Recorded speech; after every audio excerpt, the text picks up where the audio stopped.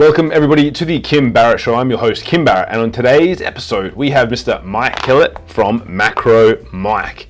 Now, of course, I had to get some samples in to make sure that what we were talking about was legit. Now, Mike has grown his business ridiculously in only a couple of years to a multi-million-dollar business focusing on supplementation, looking at all natural plant-based protein.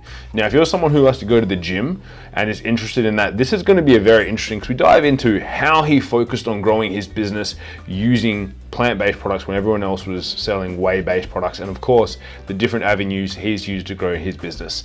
So if you want to grow your business, if you're online and you have multiple channels, this is going to be an amazing episode for you. But without further ado, let's jump into the show.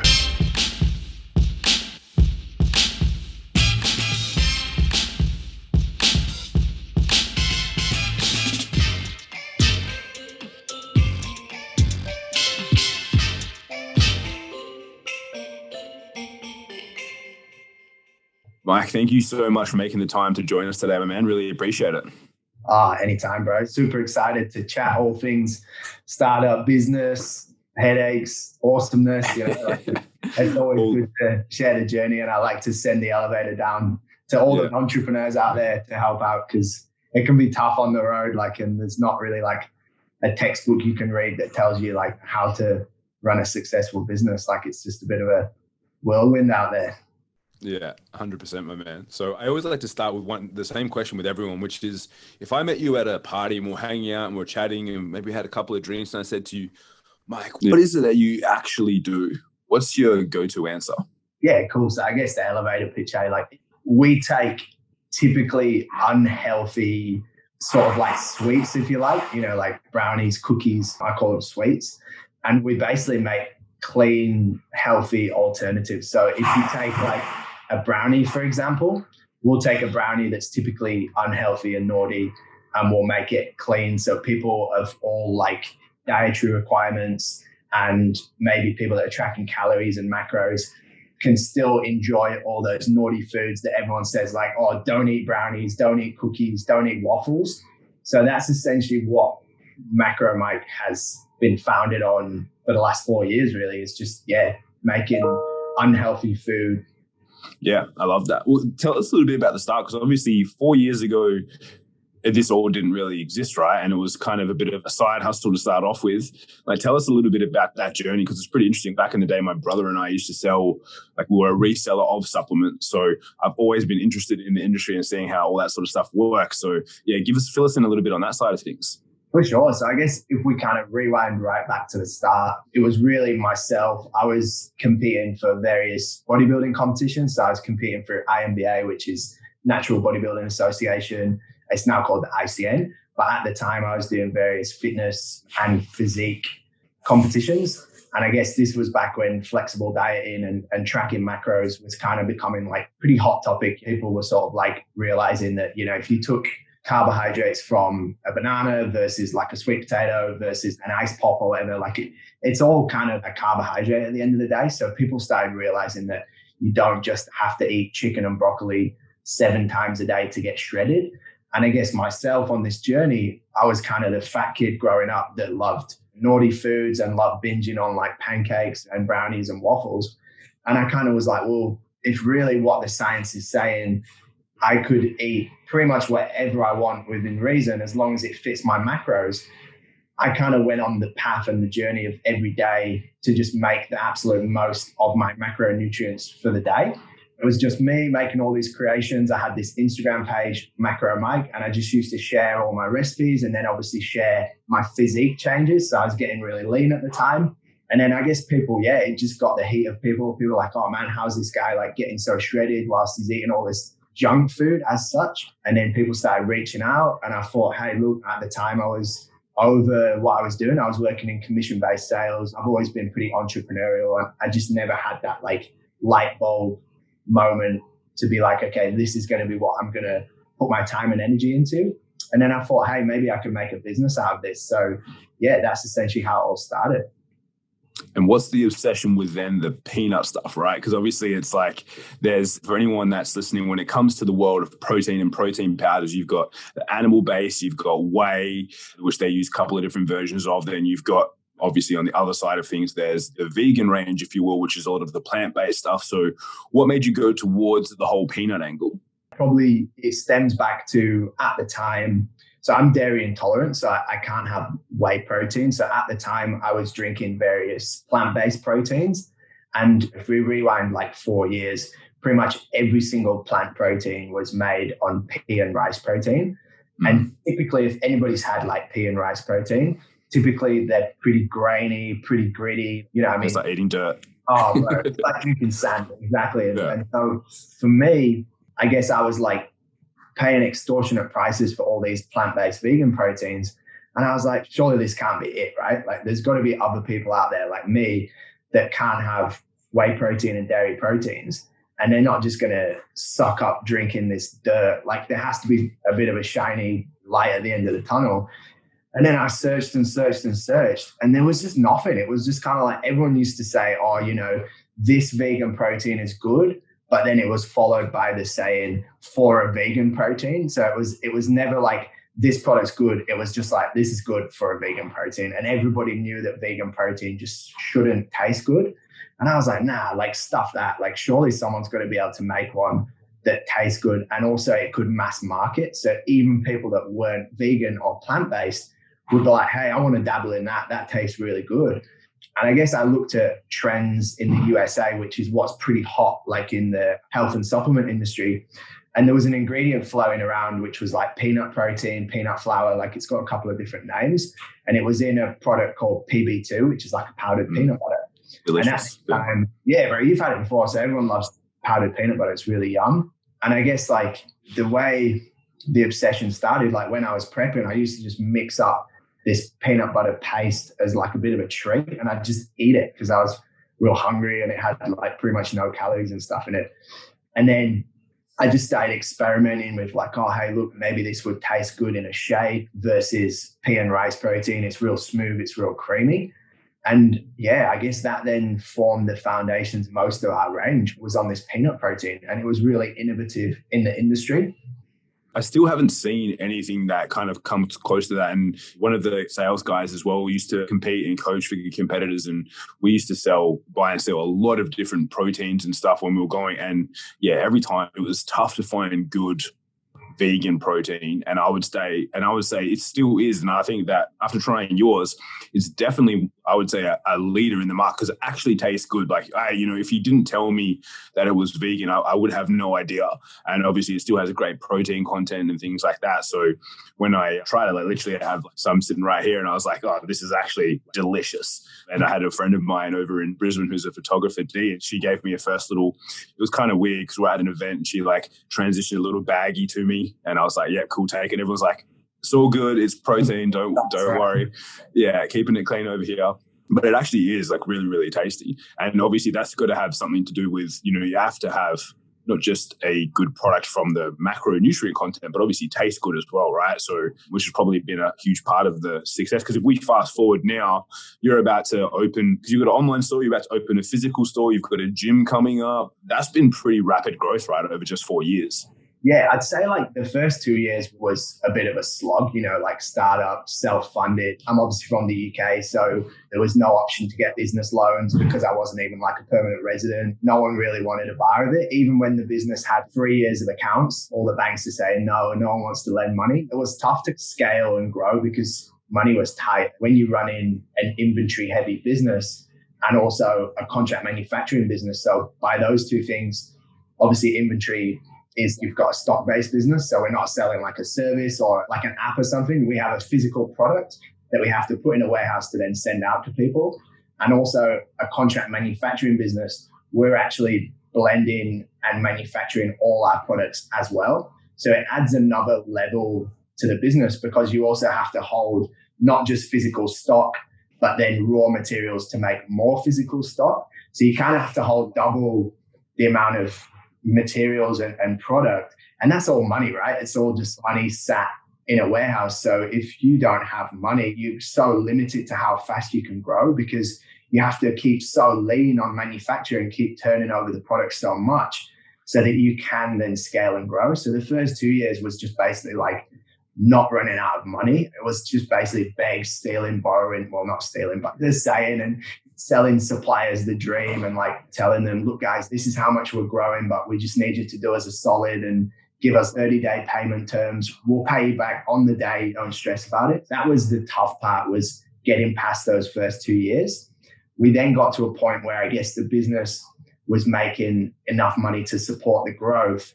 And it kind of was like a big relief where we didn't have to worry about running out of money anymore, which is always a nice thing. And it means we could start to play with some of the big boys, and we could like throw marketing dollars around where we'd never had that ability before. We'd never paid influencers. Like we'd never spent $20,000 at a trade show and been like, oh, it's all good, it's just marketing. We'd never had that ability to do.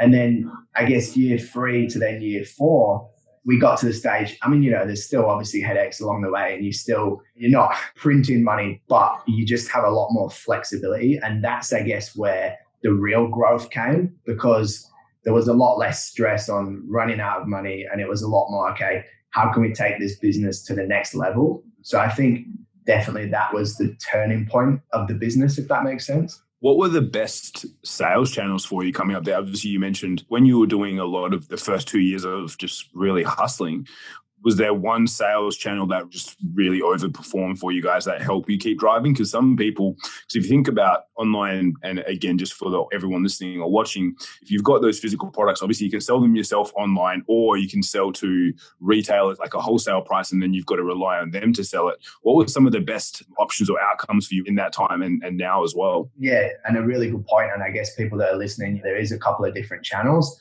Obviously, selling direct to consumer is always going to be the best margin, because you obviously can sell it at a much higher price. When you take on a wholesale account, obviously it sounds really good because you're selling big bulk orders, but your margin is a lot less because they obviously want to make their cut. And then also you can use a distributor, which is basically the middleman between you and essentially a wholesaler. So what they might do is they might buy like a pallet and then send individual cartons to stores that then sell individual products to retail customers. So we had 3 channels.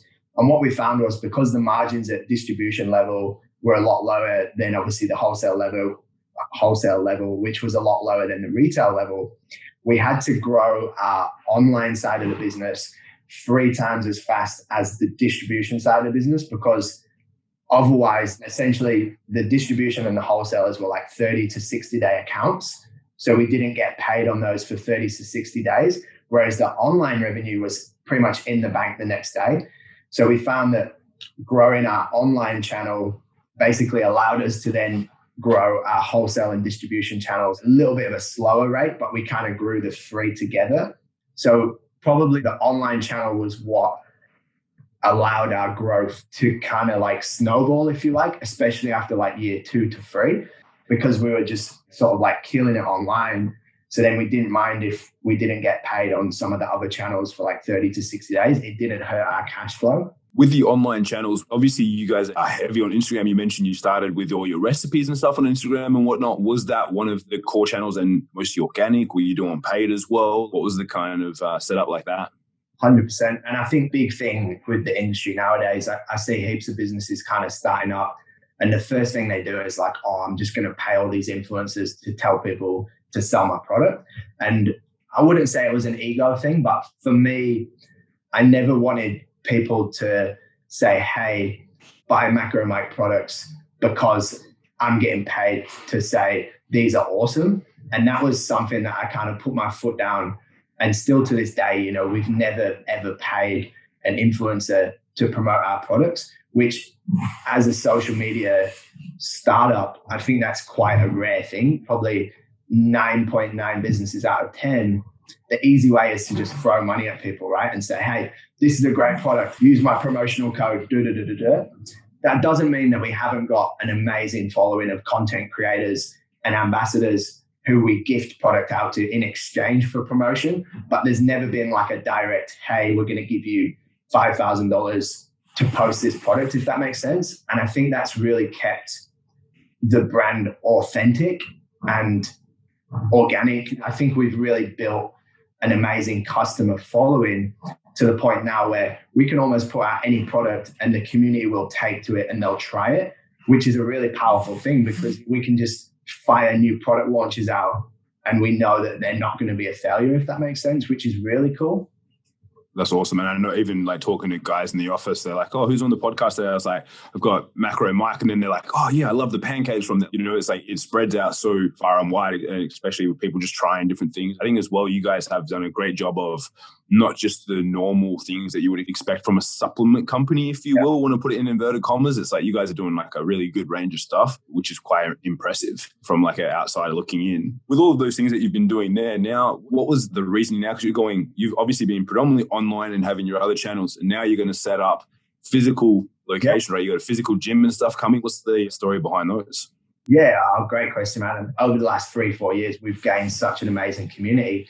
We do get hit up several times a day saying, hey guys, can we come and buy the products from you? The setup we have at the moment, we have a full state-of-the-art production facility and then a kind of warehouse next to it. But we just never really felt comfortable with people walking in. We've got a full production site with heavy duty machinery. You don't just want to like open yourself up to the public. It's like Willy Wonka's chocolate factory. It's not like people knocking on the door to the actual factory saying, hey, can I buy some chocolate?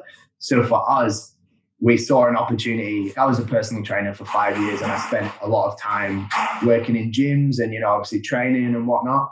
And then we saw an opportunity during COVID-19 where a gym came for sale. And we just thought, hey, look, this is a really cool way to give something back to the community, to like have more community events and stuff there. And also to bridge that gap between a commercial gym and also a community-based gym as well. It just happened to have a kind of office setup next door that I said, hey, like how cool would it be to put a retail store in? And the team kind of said, oh, you're crazy, but I think it'll work. I think it'll be real good. So it was just an opportunity. I just thought, hey, look, it makes sense. We've got this awesome community. And also not getting too much into the politics of it. But the sad thing is in the industry, someone might go to a supplement store and be like, hey, I want to buy Macro Mike protein. And then the supplement store has their own brand of protein that they make more money on. And they might be like, hey, don't buy Macro Mike, buy this because it's better. It's real sad when you put so much time and energy into making cool products and then your customers kind of like get sold down the rabbit hole of taking other products. So for us, we thought, hey, look, what would be awesome is if we had an actual retail store where you walk into the retail store, it's completely unbiased because every product is Macro Mike. So it's not like you're playing brands off against each other. And also it means people can click and collect. They can go on the website, have their order ready, same day pickup. They don't have to wait for shipping. Yeah, I've seen some of the photos of leading into it. It looks very cool. I'm excited to see how it all pans out. I'd love to know as well, what's like, obviously, as you mentioned there, like 4 years and growing to the size that you guys have in that time, it's a big feat to grow that much, especially when there's all the stats around businesses that, within the first 5 years, most of them close down. So to see you guys skyrocket like that is amazing. And what's one thing, a big lesson that you've learned along the way? Like, I know that a lot of people say, like, if I would go back, I wouldn't change anything because that's got me to where I am. But if there was one thing where you're like, oh, that was a little bit painful. If we could have avoided that, that would have been great. Is there anything that stands out for you there? There's been a few things along the way. I guess sour relationships with distributors that weren't on the same page that kind of like, stunted growth. There's been manufacturing issues along the way. We've made any mistake you think a business could have made. We've made it and we've paid for it, you know what I mean? But at the same time, that's the beauty of a startup, right? It's like you go through the journey and you do make the mistakes when you're small, but then they teach you how to not make that mistake again so that when you get big, all the kind of like processes and systems that you have in place have all come about from mistakes that you've kind of made.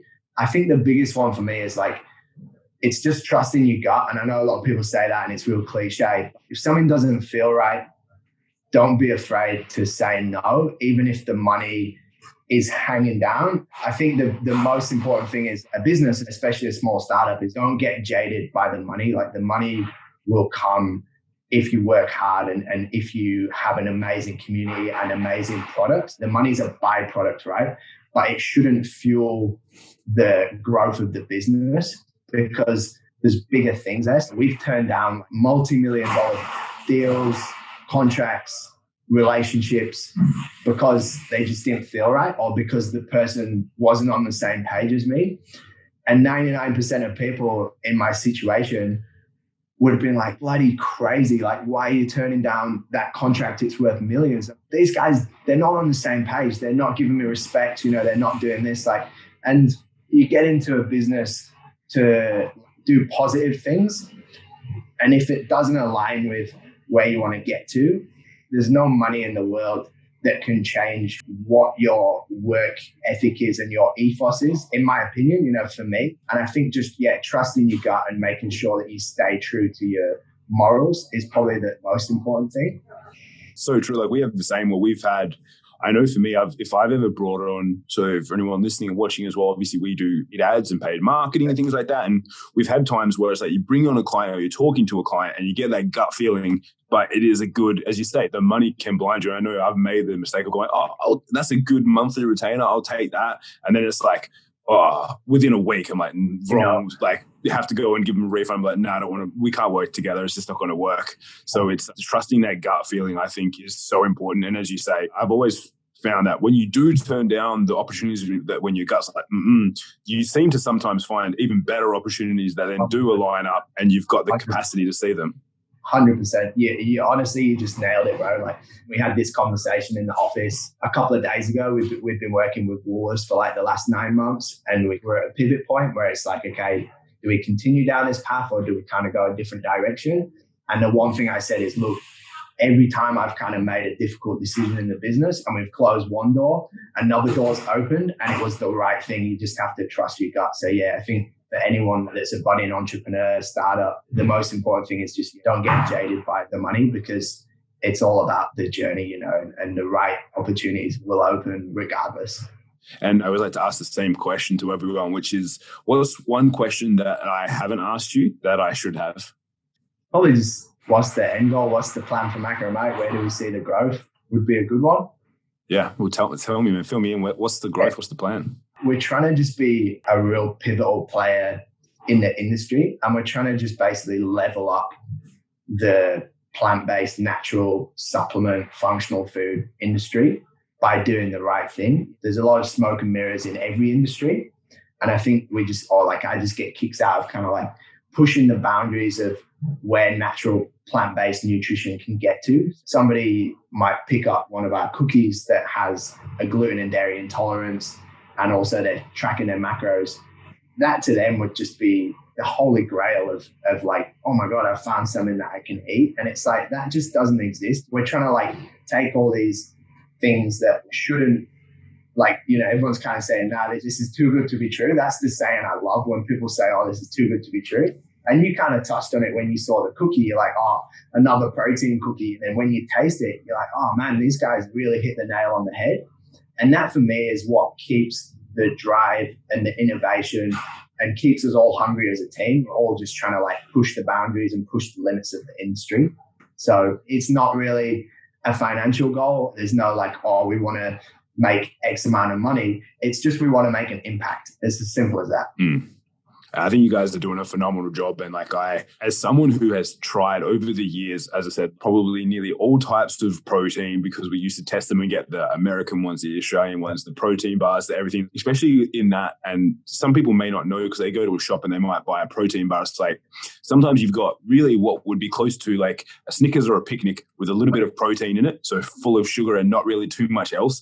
Or you've got things that taste like you're literally biting into a block of powder and it's just really not enjoyable. So I think you guys have got the best of both worlds, where it's like you've got the perfect balance of macro, but still that it's still got a good taste. And that's why I said to you, I was like, I'm pretty honest with people. I don't blow smoke, but when I tried I've got the cookie here as well. It's like I tried it and I took a bite and I was like, as I said, I've had cookies before. I'm like, what's this going to be like? And I was like, this is pleasantly surprised. This is really good.